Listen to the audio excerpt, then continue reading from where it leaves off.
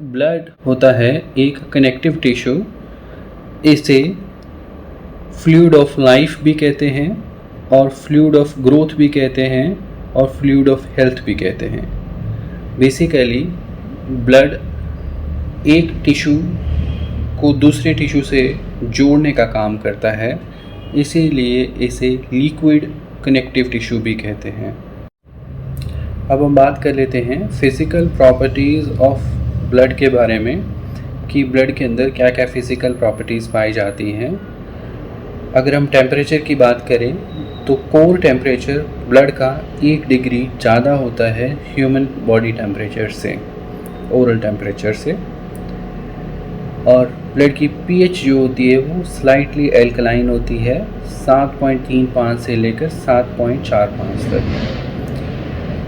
Blood इंसान के total वज़न का 7 से 8% तक होता है और ब्लड का वॉल्यूम जो होता है वो एवरेज एडल्ट मेल में 5 से 6 लीटर तक खून होता है और 4 से 5 लीटर तक खून एक फीमेल में पाया जाता है। और अगर हम बच्चों की बात करें, the blood volume in the new born is 80 ml पर kg बॉडी वेट। इसका मतलब क्या है कि 80 ml ब्लड होगा अगर बच्चा 1 किलो का हुआ और अगर बच्चा 2 किलो का हुआ तो ये कितना हो जाएगा, 160 ml। ठीक है, इजी कैलकुलेशन है। इसके बाद हम बात कर लेते हैं स्पेसिफिक ग्रेविटी ऑफ ब्लड के बारे में। जो ब्लड की स्पेसिफिक ग्रेविटी होती है वो 1.052 से लेके 1.062 तक होती है और जो प्लाज्मा की स्पेसिफिक ग्रेविटी होती है वो 1.022 से लेकर 1.026 तक होती है। ब्लड की स्पेसिफिक ग्रेविटी के बारे में एक ख़ास बात क्या है कि यह 5 गुना ज़्यादा होती है पानी से लेकर। और specific gravity of blood cells होती है 1.092 से लेके 1.101। अब आप इस टेस्ट ट्यूब में देखिए ब्लड के अंदर क्या क्या पाया जाता है। ब्लड के अंदर ये yellow substance plasma equal to 55% होता है। ये जो सेंटर में बफी कोट होता है ये मोर देन 1% होता है। इसमें WBCs और प्लेटलेट होते हैं।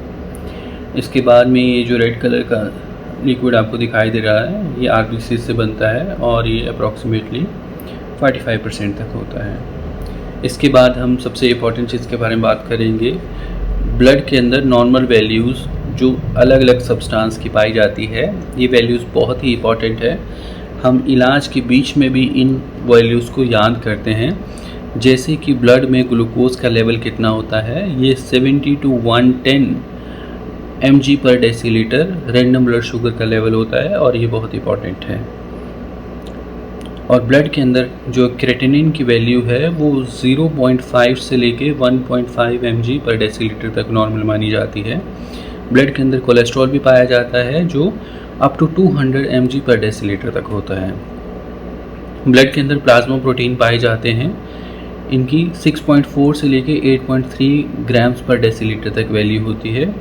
ब्लड के अंदर लीवर का एंजाइम बिलिरुबिन पाया जाता है जो 0.5 से लेके 1.5 तक mg पर डेसीलीटर तक नॉर्मल होता है।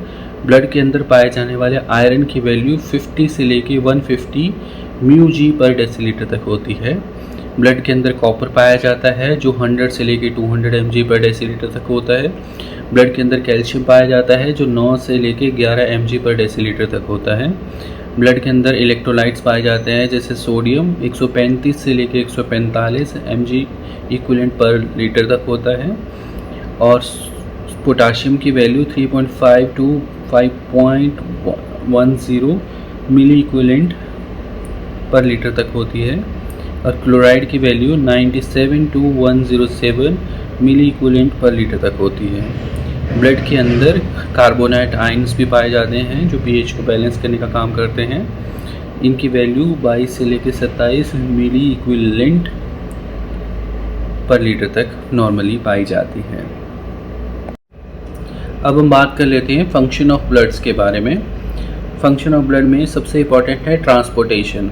ब्लड का काम ट्रांसपोर्ट करना होता है। ब्लड ट्रांसपोर्ट करता है ऑक्सीजन और कार्बन डाइऑक्साइड को, न्यूट्रिएंट्स में ग्लूकोज को, अमीनो एसिड्स को और फैटी एसिड्स को, waste products urea, uric acid and creatinine को। ये सब ब्लड के अंदर फ्लो करते रहते हैं और एक डेस्टिनेशन से दूसरी डेस्टिनेशन तक ब्लड के थ्रू जाते हैं। हॉर्मोन्स में ग्रोथ हार्मोन, थायराइड हार्मोन्स भी पाए जाते हैं और ये एक पार्ट से दूसरे पार्ट तक हीट, बॉडी हीट को भी ट्रांसमिट करता है। ब्लड के अंदर हीमोग्लोबिन भी पाया जाता है जो एक रेस्पिरेटरी पिगमेंट है और ये ऑक्सीजन के साथ कंबाइन होकर ऑक्सी हीमोग्लोबिन बनाता है और कार्बन डाइऑक्साइड के साथ मिलकर कार्बोक्सी हीमोग्लोबिन बनाता है। ब्लड का एक सबसे इम्पॉर्टेंट काम है रेगुलेशन। ब्लड शरीर में होम्योस्टेसिस को मेंटेन करता है। होम्योस्टेसिस का मतलब क्या होता है? संतुलन। संतुलन संतुलन ही जीवन है। अगर हम जिंदा हैं तो कहीं ना कहीं हमारे शरीर में सभी चीज़ों का बैलेंस बना रहता है और ये काम होम्योस्टेसिस के अंतर्गत आता है और ये ब्लड के थ्रू होता है। जैसे कि सभी बॉडी फ्लूइड्स जो शरीर में पाए जाते हैं उनकी पीएच को रेगुलेट करना, उनके वाटर बैलेंस को मेंटेन करना, एसिड बेस बैलेंस को मेंटेन करना और बॉडी टेम्परेचर को रेगुलेट करने का काम ब्लड के थ्रू होता है। इसीलिए ब्लड की इतनी ज़्यादा इम्पोर्टेंस है ह्यूमन लाइफ को कैरी करने के लिए। अब हम बात कर लेते हैं कंपोनेंट्स ऑफ ब्लड के बारे में। कंपोनेंट्स ऑफ ब्लड में सबसे इम्पॉर्टेंट है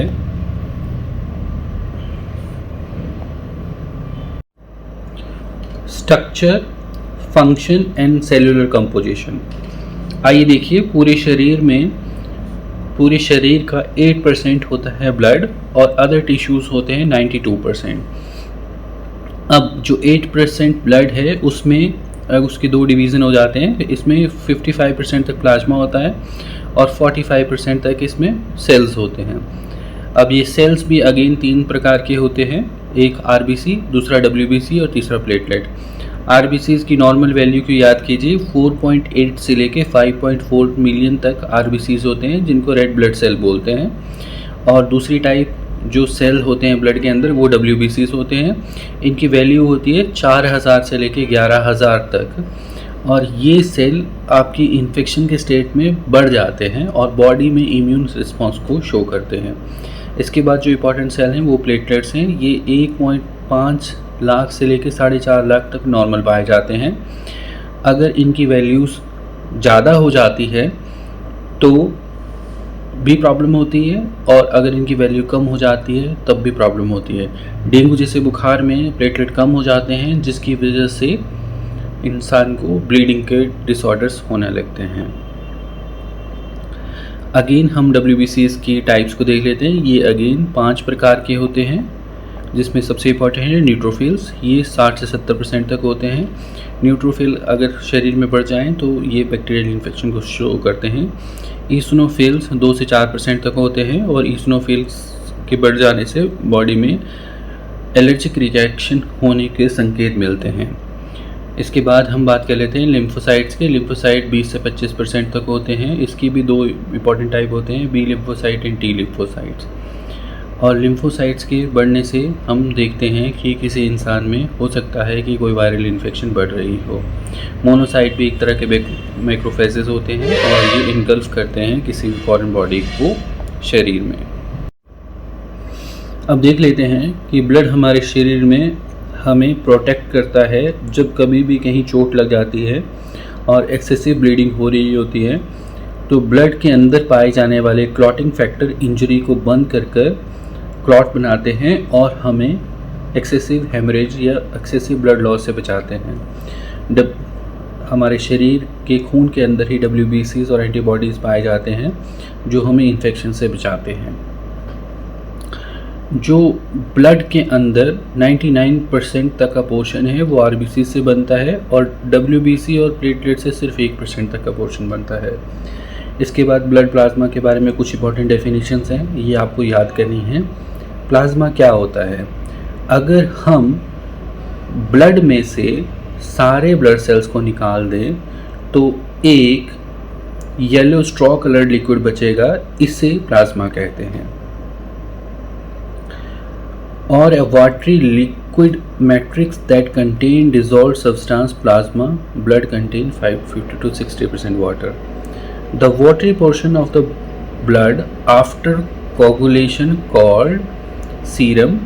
सीरम बेसिकली क्या होता है? सीरम होता है प्लाज्मा में से जब हम फाइब्रोनोजन निकाल लेते हैं तो ये सीरम बचता है। ये कैसे किया जाता है? हम एक सेंट्रीफ्यूज मशीन के अंदर एक टेस्ट ट्यूब को डाल देते हैं और इससे क्या होता है, हम प्लाज्मा को सेपरेट कर लेते हैं। जो ब्लड के अंदर प्लाज्मा प्रोटीन पाए जाते हैं, प्रोटीन्स पाए जाते हैं, उन्हें प्लाज्मा प्रोटीन कहते हैं।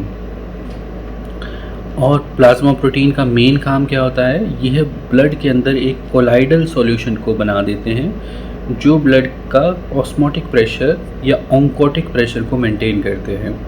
ब्लड का नॉर्मल ऑस्मोटिक या ऑन्टोकिक प्रेशर होता है 25 से लेकर 30 mm ऑफ Hg तक। इसके बाद हम बात करते हैं एल्ब्यूमिन के बारे में। एल्ब्यूमिन सबसे छोटा और सबसे ज़्यादा पाया जाने वाला प्रोटीन है और यह भी ऑन्कोटिक प्रेशर को मेंटेन करने में काम करता है।